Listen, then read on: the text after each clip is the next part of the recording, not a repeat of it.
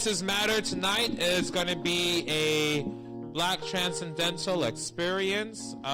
We got a lot of nice things lined up for you. Right now, you might not be seeing our faces online because we'll be doing a little bit of voiceover work for the first 20 minutes of the show.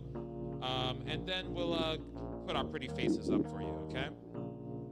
So for tonight, we have lined up two recorded films for us to enjoy.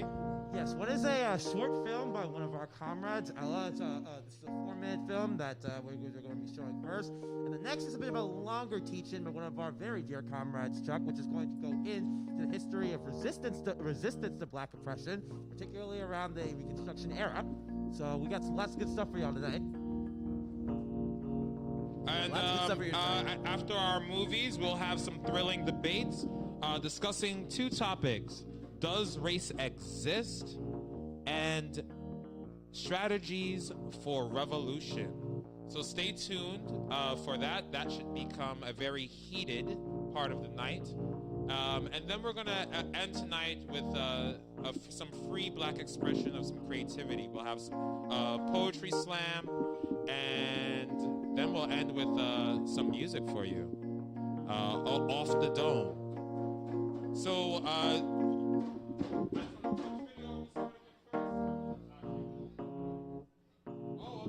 great. So we're going to start with our 4-minute film, short film, beautiful. No, long one, 18. Yes, we are going to start with a teach-in. The teach-in that's going to focus on the methods of Black revolution. That it's going to focus primarily on the methods engaged in during Reconstruction. So we're going to see that. That's going to be really nice.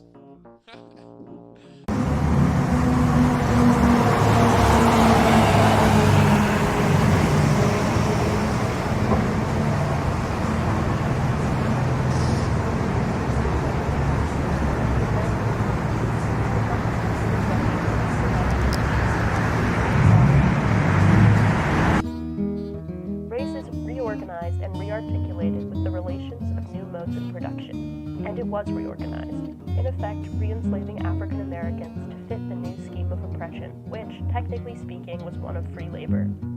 Even after the Emancipation Proclamation, racial hierarchy in the United States kept millions of African Americans from realizing political and civic equality. This should be understood as partly the product of a bottom-up racist campaign fueled by leftover bigotry from the days of slavery, but, at the base, racial subjugation during the Reconstruction era came from a necessity to maintain the form of labor planters in American capitalism itself had become accustomed to for hundreds of years. The system of slavery was held in place by a vast network of relationships. These included a poor white slave patrol, a class of wealthy factory owners in England and in New England, slaveholders, slave sellers, among many other characters. From the late 16th century to the end of the Civil War, it is fair to say that nearly all of American life was dictated, at least in part, by chattel slavery and its necessary cultural, political, and economic functions. The ties formed and class alliances made during these formative years of the nation were not just baked into the cultural fabric of America, they were a necessary part of its existence. The demise of the slave South was carried out not only by the Union Army, but also by the Black workers whose labor was the cornerstone of the institution that brought the Union and Confederacy to war, even though both had deep-seated interests in the slave economy. During the Civil War, as Du Bois posits in Black Reconstruction, the slave entered upon a general strike against slavery by the same methods that he had used during the period of the fugitive slave. He ran away first to the place of safety and offered his services to the Federal Army, so that in his way it was really true that he served his former master and served the emancipating army. It was also true that this withdrawal and bestowal of labor decided the war.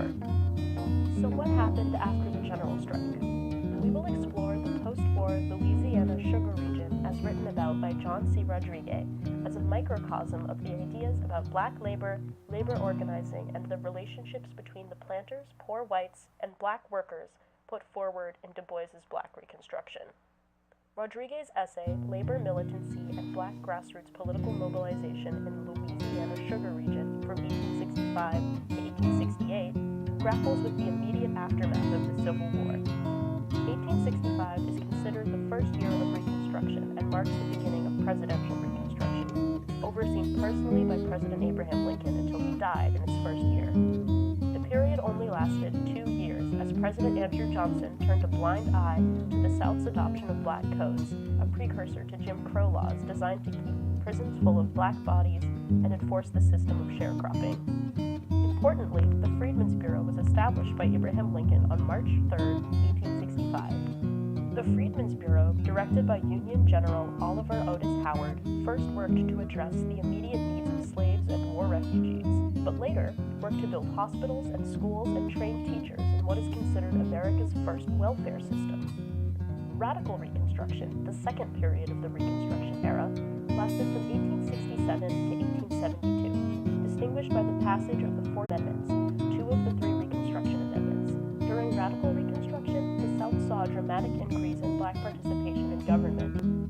Rodriguez addresses the newfound suffrage of black men, saying that the persistence of black politics, the freedmen's political under attack, almost immediately.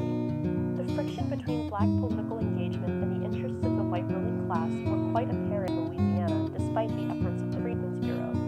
This ties neatly to Du Bois's widely accepted postulation that the black workers were the foundation stone of America's economic prosperity and the Southern social structure.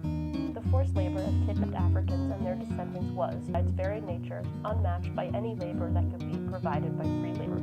Du Bois' way of organizing labor and its hindrance appears commonsensical in the wake of the industrializing North's victory over the South in the Civil War.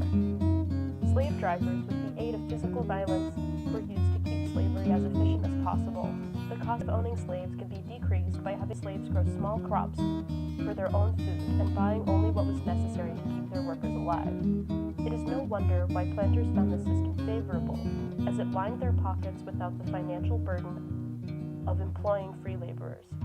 When the Civil War ended, the planter class faced unique circumstances, one of which was the disappearance of forced labor.